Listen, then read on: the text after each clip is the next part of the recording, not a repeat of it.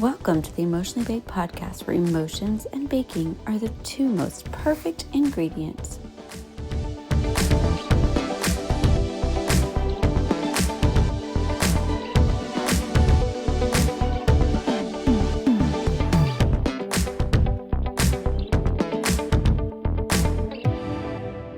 Hello, and welcome to the Emotionally Baked podcast, where we talk about our feelings all while hopefully baking it out. Today's going to be a little different. Today we are going to do a recipe for a kitchen. I'm going to take you around my kitchen and show you, and we're going to chit chat. We're going to show you and talk to you. It's kindness and recipe for a kitchen. And we're going to show you what I think makes my kitchen work and makes it all work for me. So yeah, come along with me and we're gonna have fun today. Before I got into the depth of kindness, I just wanted to show a couple pictures of the before of our kitchen.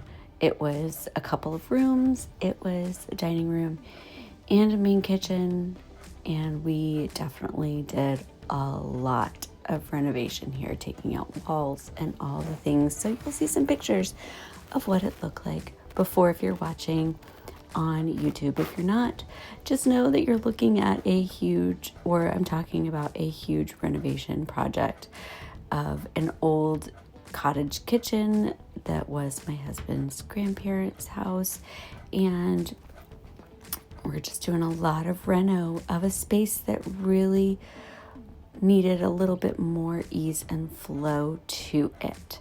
So I will get to my kitchen tour of the new kitchen and what I love most about it, but I just wanted to talk a little bit about kindness this week.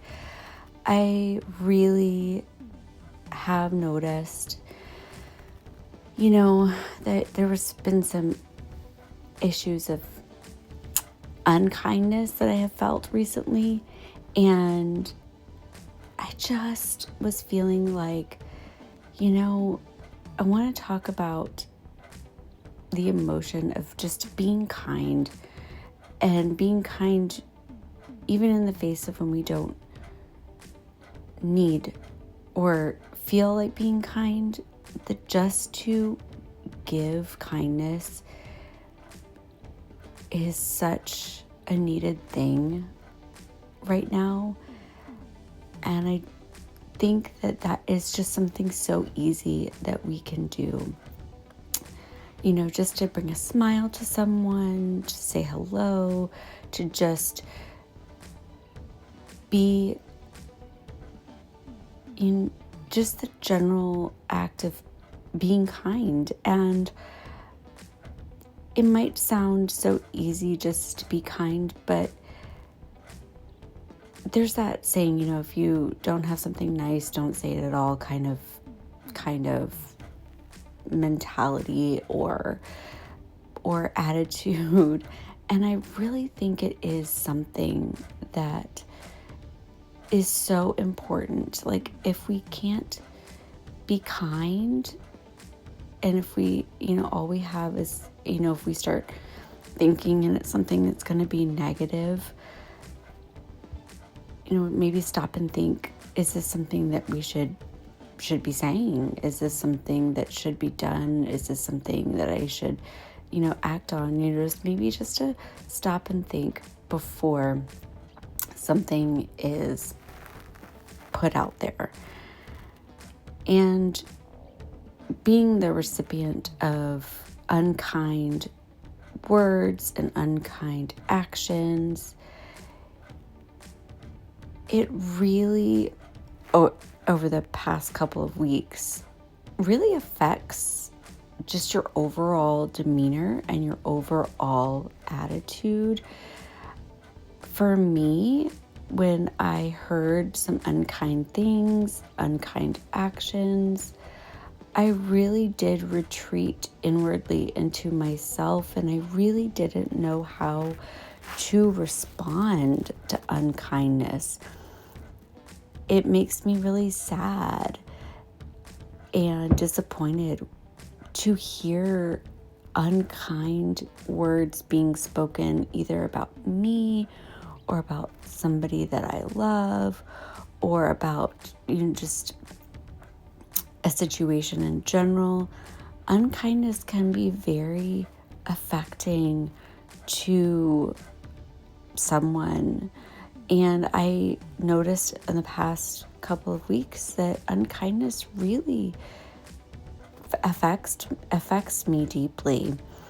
And I'm going to really strive to be kind moving forward, in everything that I say and everything that I do, because I feel like kindness is such a simple emotion, a simple action that can be brought to most situations, any situation. If something's going on, we can show if someone can see a morsel of kindness in a negative situation, I feel like that just gives people hope and joy and just a general feeling that not all is bad in the world when I feel like there's just so much unkindness lately. Whether people speak negatively about other people, whether it's online or in person, I've just witnessed and seen some unkindness lately that is just sad to me to see sometimes that's the first thing that happens when people come to a situation is immediate negativity. And what if we just think about immediate kindness and just stepping back and saying, okay, how can I show love and compassion in this situation? So something to think about as I'm showing you these renovation pictures of the kitchen. So you could see in the past couple of pictures, there was just a whole bunch of demolition, knocking down walls, doing a lot of repair work.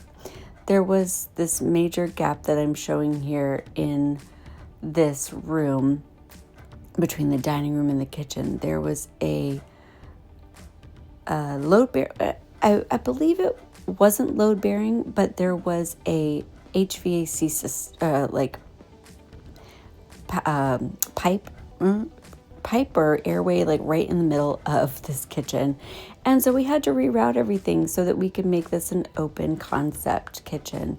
And that's what you see there. If you're watching on the far the right is all the movement of those airways so that we can make this bright and open kitchen. You can see here in this kitchen that in this picture, that before the kitchen had these really dark cabinets and a banquette, or I don't know what you really call it, but there's a space above cabinets that's either used or unused. If you have cabinets that just kind of go up almost to meet the ceiling, but there's a gap so you could display stuff up there. Well, before there was just this, it was solid. And so we decided that, and I didn't want something to I didn't want to display things up above the kitchen counters or the cabinets. I wanted literally just to have cabinets all the way to the top, utilize all the space I could, because I was taking out walls and I was removing things. So yeah, that's what we did. All right, so yeah, remodeling a kitchen is quite crazy. I wish if you were just listening, you could see the mess that is in these pictures of befores and afters and just the decisions that were made that you can see that kind of have evolved over the course of time. So it was a real labor of love to do a remodel of a kitchen, because you have to think about the things that you're going to want in the future for your space. And that was a really hard decision to make. And one of the things that I wanted to have was a big, large farmhouse kitchen sink.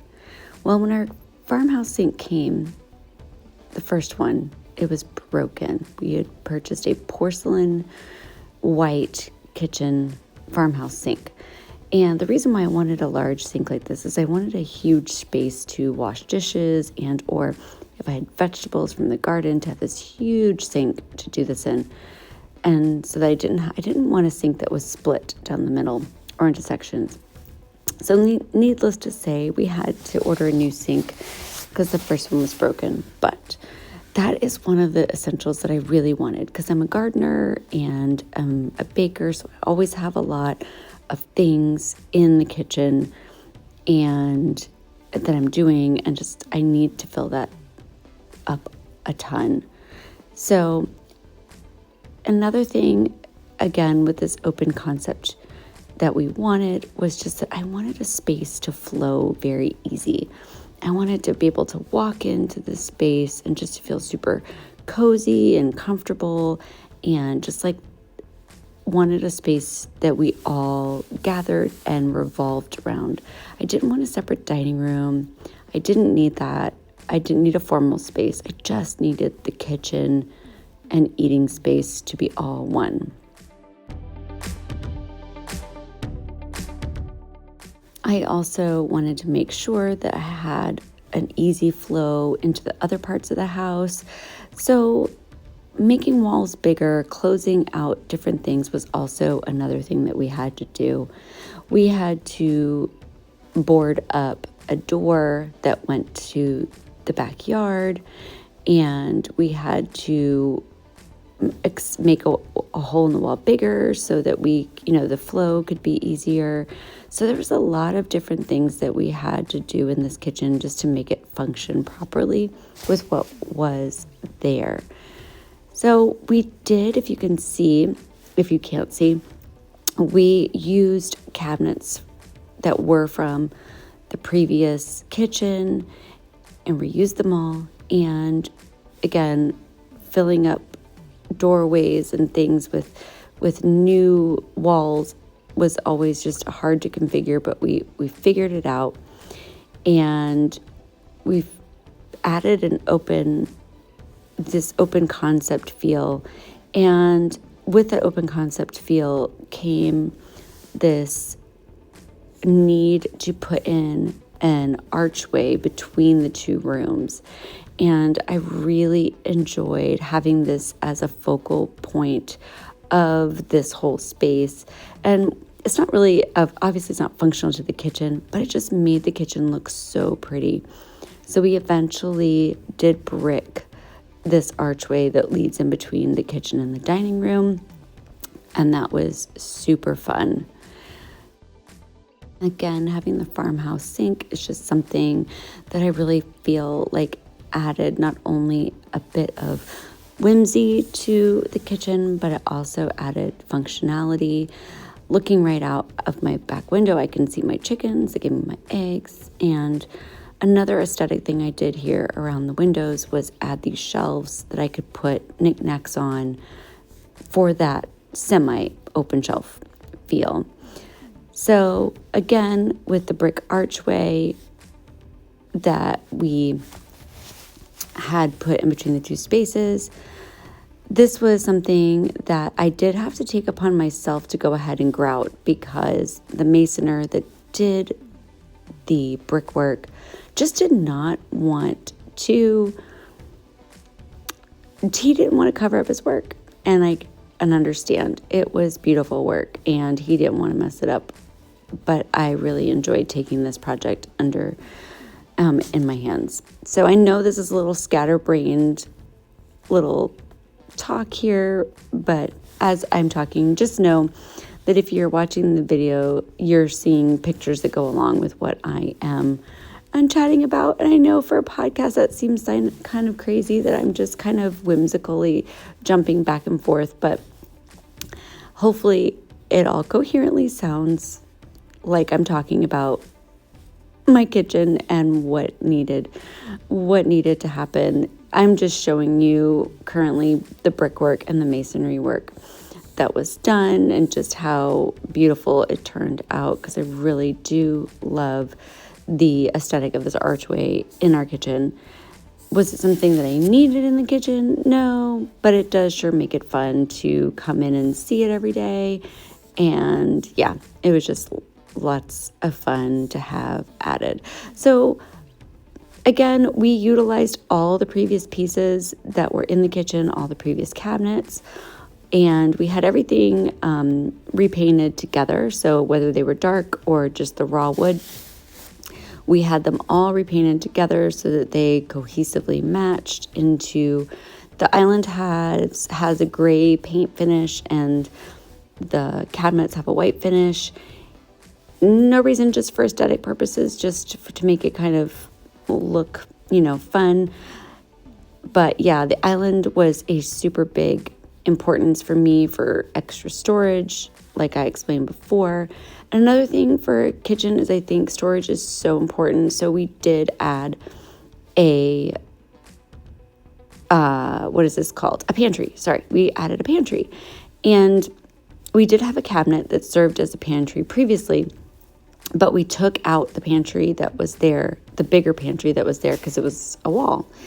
And so we had taken that out, so we needed to add another one. This worked perfectly. It was a closet, a coat closet that was on the opposite hallway. We just boarded up that side and opened the door on this side. So now we have more storage. So that's another thing I think is super vital for a kitchen. And one of my main things that I really wanted for my kitchen was a statement piece. And that just happened to be my refrigerator. I love this teal blue refrigerator. It's like one of the first things people see when they walk into my kitchen and they go, "Oh my goodness, you have a blue refrigerator." I'm like, yes, I do. I love it so much. And the functionality of it, it's a great fridge, but just like this was for pure joy. So now we can see this is how the kitchen is today. We're like 3 years out from this having been finished, and it has just really, the kitchen has served its purpose so well. I love the design and layout. They talk about kind of having like this V-shaped kitchen or this triangle-shaped kitchen where you can kind of reach things. Here, my stoves are right across from the island, so I can put things right away. That's super easy. My double ovens, and for double oven, for me, it's just like a must-have if you're an avid baker, cooker. On the wall you saw there was digital signage. Shout out to my husband, who's AV guy. That's really helped us too. It keeps us all organized and knowing what to do. I can actually show recipes on there if I want. But yeah, so the kitchen island is super functional. This is where I wanted to have trash storage, and I love that it's hidden. Peekaboo, just a little bit here.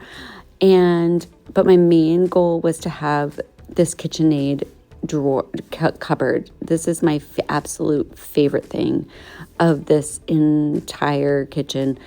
I can do this one-handed, and it just lifts up super easy and snaps into place. Love it so much, and it's just so simple. It's just the best. Since I use my KitchenAid all the time, it was just amazing. So to have right on the other side of the island, to have my stovetop, my microwave, all the things, was just super convenient. I do like being able to have I can go right from the sink to the stove to the island. I kept this Lazy Susan cupboard because this was one that was in the previous kitchen. Sometimes I really don't like Lazy Susans, but since it was part of the previous kitchen and it was a corner cabinet that, we didn't have to buy, I kept it in. You can see in this picture, I have an ice maker. I only have that because my refrigerator didn't come with a ice maker. That's a story for another day. Anywho, but as you can see, I have cabinets all the way up to the ceiling. That is such a must. Love all the space, and I really didn't want to display things above the cabinets. There's the lovely kitchen sink again. So yeah. Friends, kindness. I know we've jumped around a lot with this kitchen tour and kindness topics, but kindness really is important nowadays. It's important to have in our back pocket, to delve out in all the doses, like small doses, large doses, medium doses, whatever you have. I mean, kindness is the way to go, I believe, in life and in all things, whether it's in your daily life, in your social media life, in all your interactions. It's just so important to be kind. It's so important to make sure that if we see instances where kindness is the best way to go, let's show it. Let's give it. Let's make that our top priority. And it's free. Okay. Kitchen tour aside, these are my 3 favorite must-have things. My favorite bowl, my pastry blender, and my favorite paring knife. I literally can't live without these things. They are my favorites in my kitchen. Well, that's it for the kitchen tour. Thanks for joining me, and just remember that kindness is free, and let's give it. All right, thanks so much for joining me. And remember, the salt in your recipe comes from Tears or a Teaspoon. We baked it out. Have a good one.